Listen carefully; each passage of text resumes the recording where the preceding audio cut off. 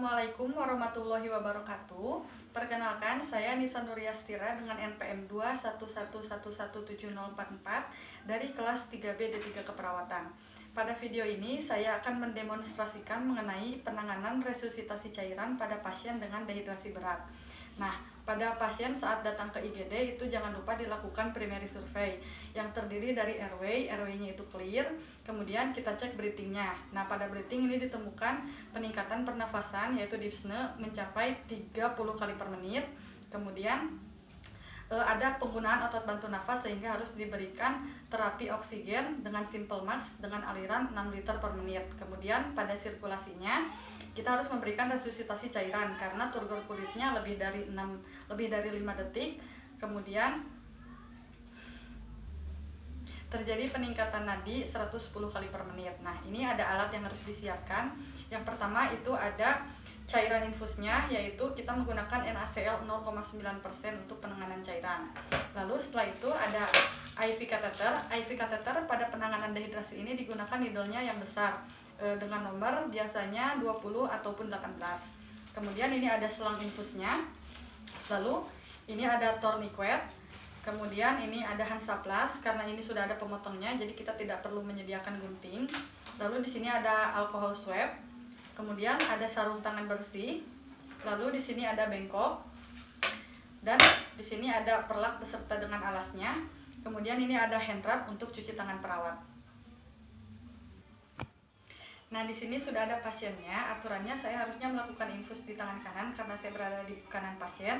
Namun saya akan melakukannya di tangan kiri supaya terlihat di video. Nah, jadi tadi langkah pertama, perawat sudah melakukan cuci tangan dulu 6 langkah dan juga mendekatkan alat pada pasien. Kemudian yang selanjutnya, pasangkan alas dan perlak pada tangan yang akan diinfus. Kemudian selanjutnya dekatkan juga bengkok. Setelah itu, perawat menggunakan sarung tangan bersih. Setelah sarung tangan terpasang, kemudian kita ambil cairan infus dan juga kita ambil alcohol swab. Kemudian setelah itu siapkan selang infusnya.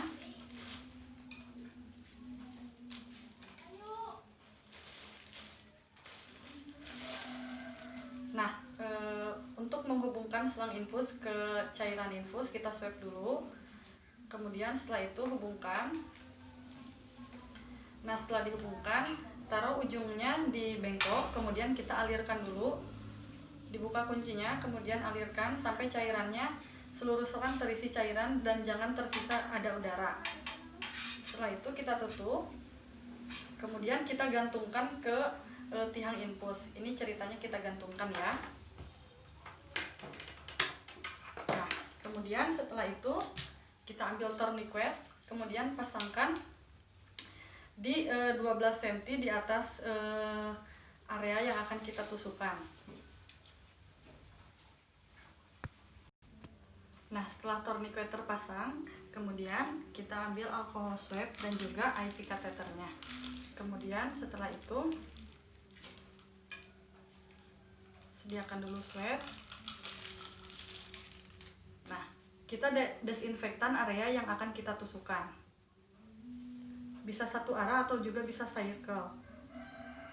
Kemudian setelah itu kita mulai tusukan.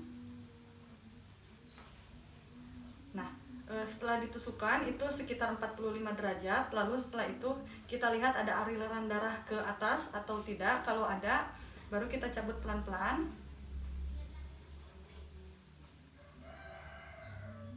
Nah, setelah tercabut, kemudian kita hubungkan ke selang infusnya. Kemudian kita cek alirannya lancar atau tidak. Kalaupun sudah netes, baru kita fiksasi seperti ini. Kemudian kita bisa buka dulu sarung tangan agar lebih mudah.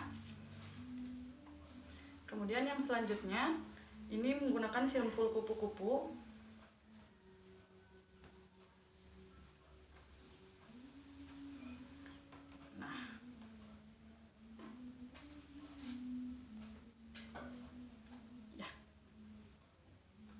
Kemudian pada kasus dehidrasi berat ini biasanya infusannya itu di-loss agar cairan masuk segera ke tubuh pasien.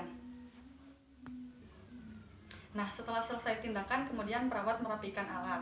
Jadi, untuk resusitasi cairan ini diberikan NaCl 0,9% sebanyak 1-2 liter per jam pada pasien dengan dehidrasi berat. Sekian video demonstrasi dari saya. Wassalamualaikum warahmatullahi wabarakatuh.